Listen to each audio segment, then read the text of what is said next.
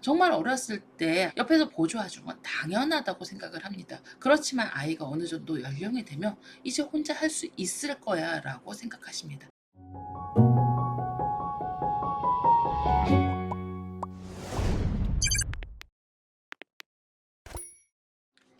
안녕하세요. 퍼플 아카데미 원장 이소연입니다.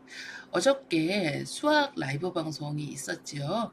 예, 박기훈 선생님과 함께하는 초등 수학 선행 어디까지 해야 할 것인가, 그리고 초등 수학에서 가장 중요한 건 무엇인가, 어떻게 아이의 학습을 가이드해야 할까, 여러 가지 말씀이 있었습니다.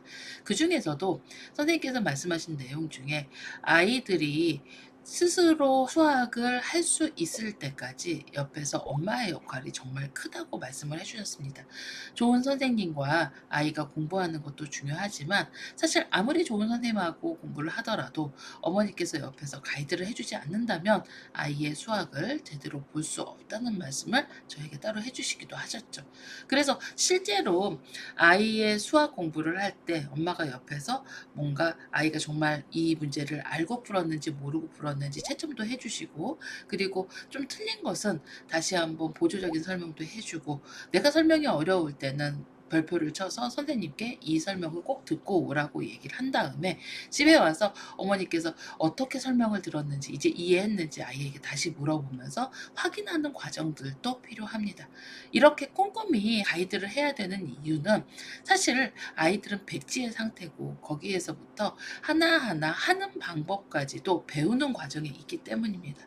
퍼플 아카데미가 홈스쿨이기 때문에 엄마가 1에서 10까지 다 해줘야 돼요, 이런 말씀들 정말 많이 하십니다.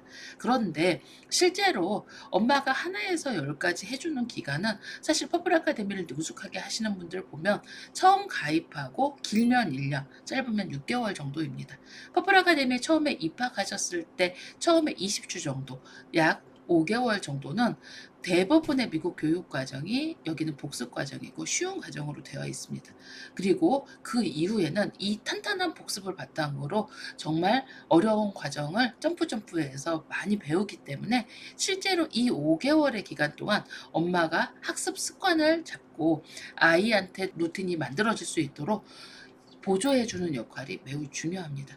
너가 이거는 꼭 해야 돼. 이 학습은 이렇게 해야 돼. 계획을 세워야 되는데 실제로 계획을 세우기 어렵다고 하셔서 퍼플 아카데미에서는 월간, 주간, 그리고 프리케이 같은 경우는 일간까지도 만들어놨죠.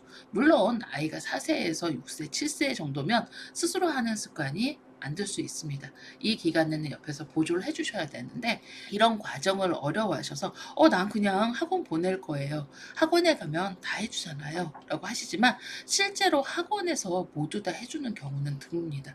왜냐하면 학원에서 해주는 건 학습에 대한 가이드고 아이한테 티칭은 해주지만 실제로 그 티칭의 과정이 아이가 제대로 익혔는지 익히지 못했는지 확인하는 건 가정으로 돌아가는 거죠. 가정에서 아이가 제대로 배워오고 그리고 숙제를 내준 것을 복습하는 과정에서 제대로 했는지, 그리고 이 아이가 이 숙제의 과정을 어떻게 알고 있는지 체크해서 꼼꼼히 하셔야만 학원을 보내더라도 학업 성적이 오를 수 있죠. 퍼플 아카데미도 마찬가지입니다. 기본의 교육 과정, 물론 온라인 과정이기 때문에 학습을 열어주는 단계가 한 단계 더 있습니다. 그렇지만 이 학습을 열어주는 단계에서 하나하나 어머니께서 채우고 또 5개월 정도 아이한테 학습 습관을 스스로 할 수 있도록 해주면 실제로 아이들은 점점 그것을 스스로 하고 스스로 내가 오늘은 꼭 뭘 해야 돼 라는 인지가 생기고, 그 인지가 생기면서 그 인지를 바탕으로 한 자기주도 학습이 성장하게 됩니다. 그래서 사실 퍼플 아카데미를 하는 친구들은 이렇게 엄마가 워킹맘이신 경우 1년 동안 육아휴직을 하고 쭉 봐주신 경우 어머니가 다시 회사를 가셔도 어머니의 마음에는 100% 만족스럽지는 않지만 제가 보기엔 다른 학생들보다 훨씬 그 학년 대비 자기주도 학습이 잘 잡혀 있습니다. 무슨 뜻이냐면 아이들은 학습 배운 걸 일부 까먹기도 하죠. 하지만 완벽하게 잊어버리진 않습니다. 그리고 내가 해야 된다는 걸 알고 있습니다. 유초동 시기 어머니께서 가이드하는 부분이 어렵죠. 왜냐하면 정말 어렸을 때 아이가 갓난아기거나 아니면 뭐 3살, 2살일 때 옆에서 보조해 주는 건 당연하다고 생각을 합니다. 왜냐하면 아이가 내 눈으로 보기에도 정말 어리고, 그리고 아이가 못하는 걸 분명하게 볼 수 있으니까요. 그렇지만 아이가 어느 정도 연령이 되면 이제 혼자 할 수 있을 거야 라고 생각하십니다. 그리고 갑자기 요 밑에 있던 어머니의 시각이 이렇게 높아집니다. 아이의 눈높이에서 아이를 바라보세요 라고 많이 말씀을 하십니다. 특히 어머니들께서 말씀하시는 아이 발음이 안 좋아요. 아이 발음이 이상해요. 이 말이 5세, 6세, 7세 때 정말 많이 나오는데요. 아이마다 혀근육 발달이 되는 시기가 정말 천차만별이고, 이 시기에는 시각 발달이나 혀 근육 발달이 완벽하게 되어 있지 않습니다.